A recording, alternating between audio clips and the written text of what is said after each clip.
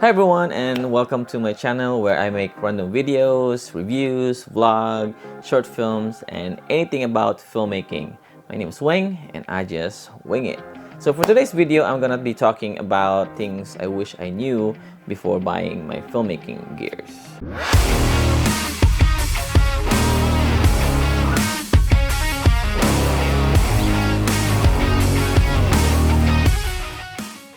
So when I first started in filmmaking, I was eager to buy the new gear, the latest and greatest camera out there, because I thought that having the best camera, it would make me a better videographer or filmmaker because I can produce high quality videos such as 4K and all with a higher frame rates such and such, and I blindly made that decision not knowing the cons that follows with it, such as a computer that can handle editing 4K videos and visual effects, software to edit, and lenses that goes with the camera, and all that requires a lot of money.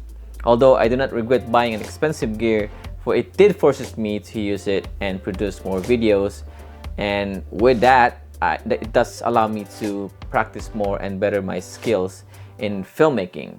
Sometimes you gotta learn the hard way. And this is one of the reasons why I make this video, so that these things won't happen to you. So if you're still here and you like to tell stories by making films, then stick around. Now, we always have these questions: what do we need in terms of telling stories in filmmaking?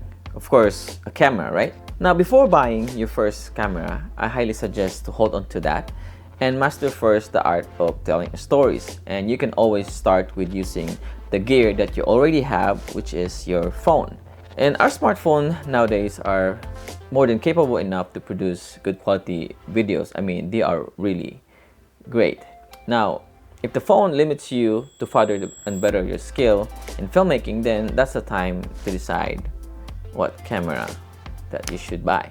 Now, before deciding what camera to get, you must consider if you have a fast computer that can handle editing a high quality and bigger file size, such as 4K videos.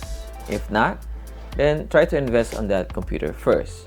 There's no sense of getting a high-end camera when you cannot even edit it, like I did. At the time, I was excited to edit my videos, and turns out my computer cannot handle 4K, and it's very laggy. It takes too much time to render. It process very slow, and I just want to pull my hair out every time, and these things can take the fun out of making films. So get a computer that can handle these things. Now, when you have an eye for a certain camera, make sure you research on that particular camera if it suits your needs, depending on what work you do. Does it fit your budget, more lens availability and prices, what resolutions, what sensor size, is it a full frame APS-C or micro four thirds sensor, what frame rate does it have 24 frames per second, and can it go higher as 60 frames or 120 frames per second for slow motion capture. All of that needs to take for consideration. Now, if the camera is too expensive, you can wait for a little bit and maybe buy a used gear instead. Just hold off buying a new one and use that saved money and put it into buying your lenses. Don't buy the camera with the kit lens, because most kit lenses are not really good and you'll be wasting your money. Just buy a camera body and then invest on a good quality zoom lens to start with that covers a wide telephoto, such as 24 to 70 with a fixed aperture at 2.8, and then you can move into buying prime lenses once you get the hang of whatever focal length that or field of view that you are comfortable with. And then don't forget, you can always buy a used lens as well. Just make sure when you buy it, just check the lens or the glass if there's any scratches or not. So when you have your camera, next one you look into is a good capturing audio, such as microphones and audio recorders, because having a good quality sound is as important having a good quality video. Even if your video is good but your sound sucks, then people are not going to stick around and watch your video. Now, you don't have to buy the most expensive one, but get a decent one that can capture a crisp quality sound. The Deity and Rode are great brands to look into. That's the brands that I would suggest, because I've been using all of that. But there are a lot of good brands out there. But if you're just starting, this is the brands that I would recommend. And now for the audio recorder or sound recorder, I would suggest the H1N. I mean, I had used that recorder and it serves me well, just as a beginner. But if you have extra money, you can also go for an H4N. And then after getting your microphones and audio recorders, and if you have extra money to spare, then you can start looking into lighting gears, either for a set or a studio. Lighting is also important when you're setting up mood in your stories. So now that you have your filmmaking kit, you have your camera, your lighting gears, and your microphones, such and such, and you have made a video and you're ready to upload it to your computer to edit it. Now you need to figure out what editing software do I edit my videos with.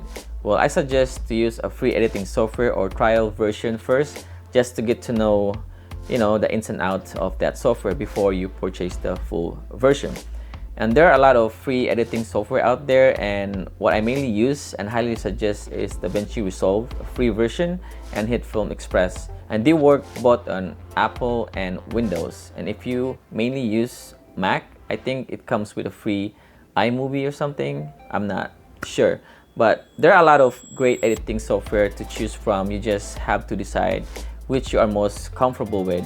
You can purchase them as one-time fee, and then there is also a subscription base, which is Premiere Pro, but it does cost you a lot of money in the long run because you're paying this monthly or yearly. So for me, I mainly use DaVinci Resolve Studio, which is only a one-time fee and you'll have it for life.